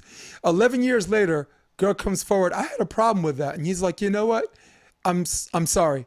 She accepts his apology, but because his apology to the court of public opinion isn't good enough, they call for his fucking head. You know? He apologized. She accepted his apology. The situation really is just between two people and not who he is as a collective whole. You know? I mean, I wouldn't put that in the same, like, you know, it's unacceptable. It is obviously unacceptable, and it's something that I think as society, it's a thing that needs to be recognized and changed, because in a situation like that, the person should have been more comfortable to have come forward and say, yeah, this is wrong. But now, you know, we've gotten to a point where, I mean, there is this you know, this correction curve where it's time that we need to be more aggressive, I feel like, in order to just get things back to a level, get things to a place where those actions, no matter how small, are at the time, in the moment, and they don't wait, and people don't sit and suffer in silence, and that, you know, the same thing goes back to sexual assault and rape and all that, where people are believed.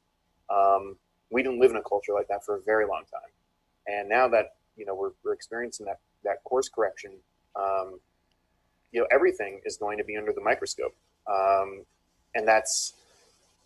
There's going to be people who are going to, you know, they're going to get affected by that. And for Al Franken, everything that happened to him, I think him resigning, I don't know if that necessarily would have been the thing that would have had to have happened if the situation was handled differently and it didn't happen at that moment in that political environment. There were given circumstances at the time that why they pressured him.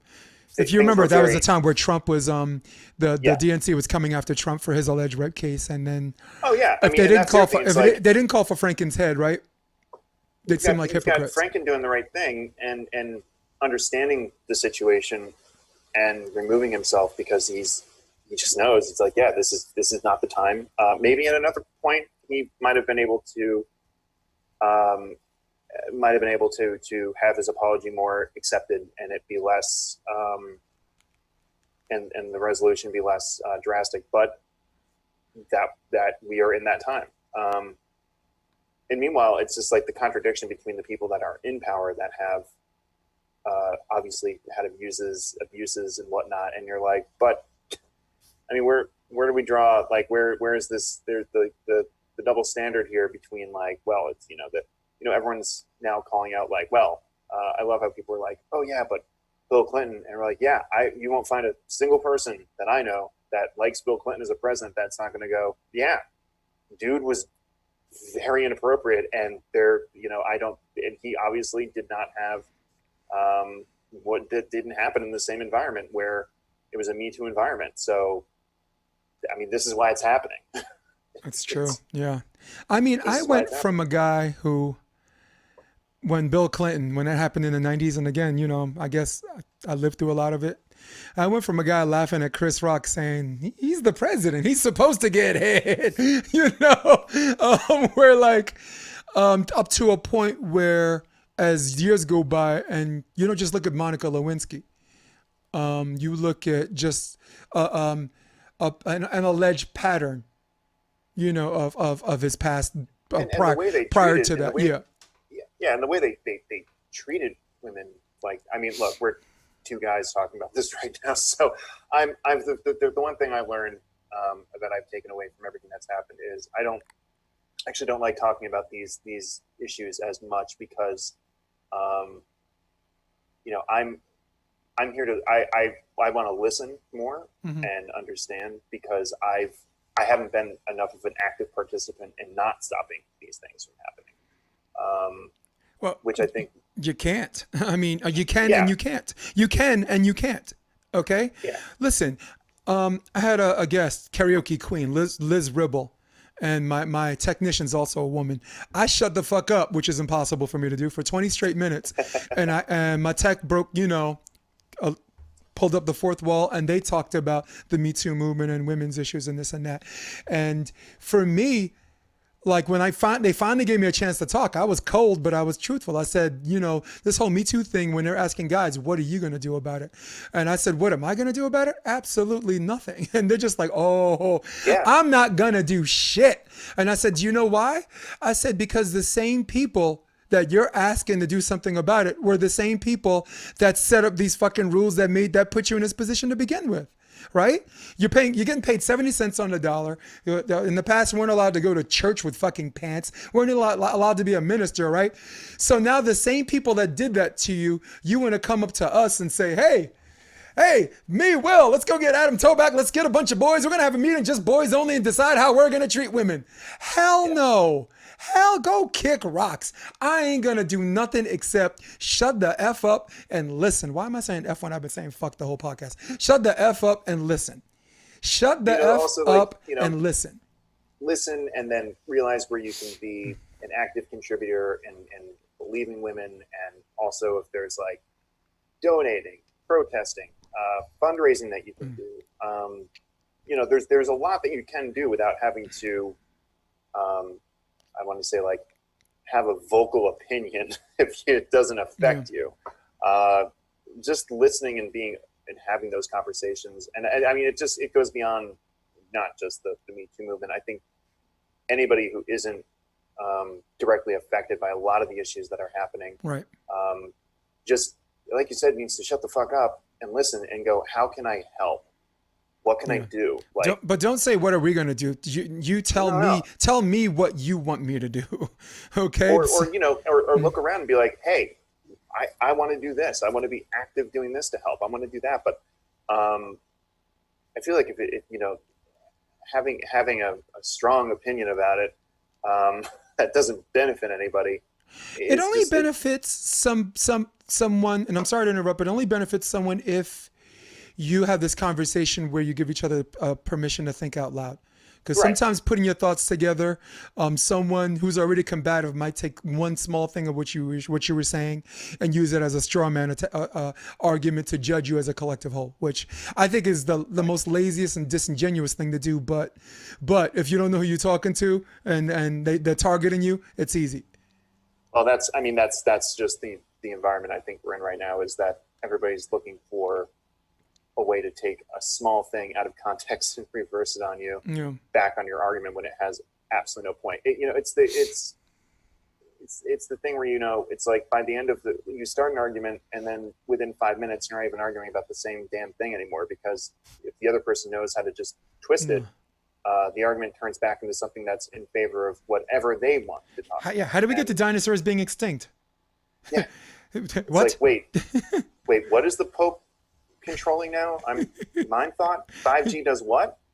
What you know about Paw Patrol? Yeah. Do you know Paw Patrol? No, you don't. Shut up. I will summarize it because we're going to wrap up pretty soon. And I'll give you the last word, but I wanted to quote a line from the play, A Dreamer Examines His Pillow.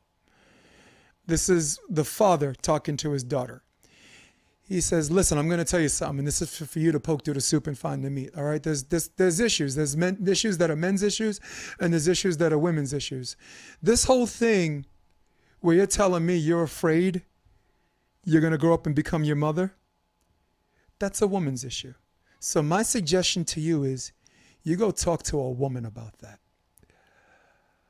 But there's a place under that place where men and women get to meet and talk. And it's deep. And it's dark. And it's as old as the motherfucking stars. If you want my help, or if you want me to listen to and help you decipher what's going on, that's the place we're going to have to be.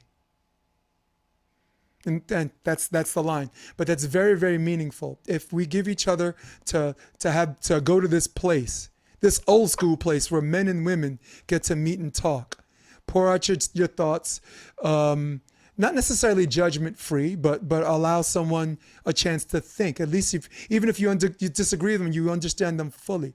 And if you are their friend and if you do care, you do try to raise questions. You don't sometimes you tell them how because you're an authority in a certain department. And then sometimes you constantly pose the question.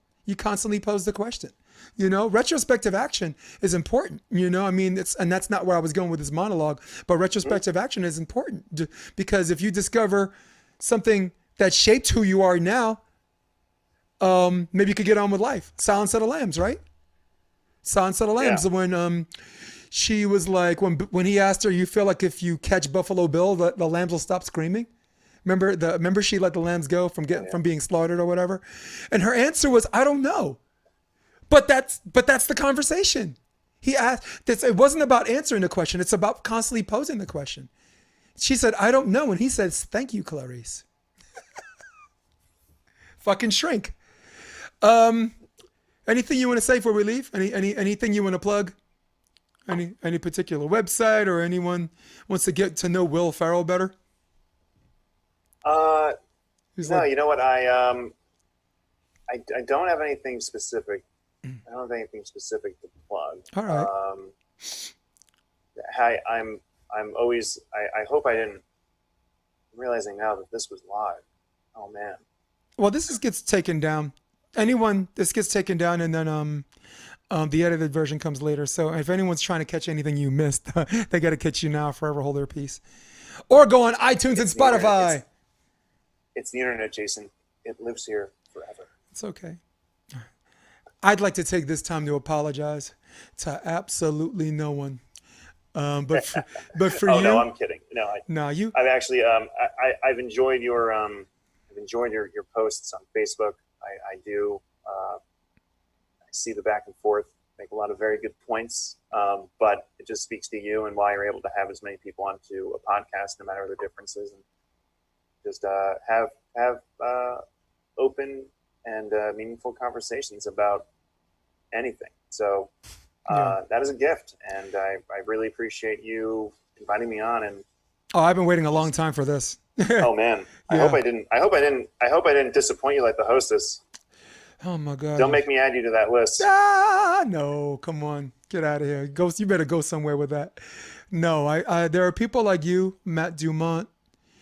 Some point I'd love to have Rachel on, but there are some people who I'll remember forever because the time we spent together, albeit a small or a big scale, have affected my life and changed my way of thinking. You know, like your purest thought when you were young and just your unassuming nature and how to treat people just reminded me that I don't have to do everything the hard way all the time. It's not as hard. It's really, when you think about it, when you poke through the soup and find the meat, it's really easy to eat. You know. I thought it was my ability to find both chicken and vodka in the middle of Spanish Harlem. Yo, that video is going to be its own separate clip to use to promote this podcast, my man. You know, honestly, dude, I mean, come on, you grew up in New York. You know that getting bucket of chicken, and I think you were just surprised. Like, yeah, I knew the place existed. I just didn't expect him to find it. Yeah. But listen, when I grew up in Brooklyn, I wasn't old enough to drink. So I didn't know the chicken places had vodka.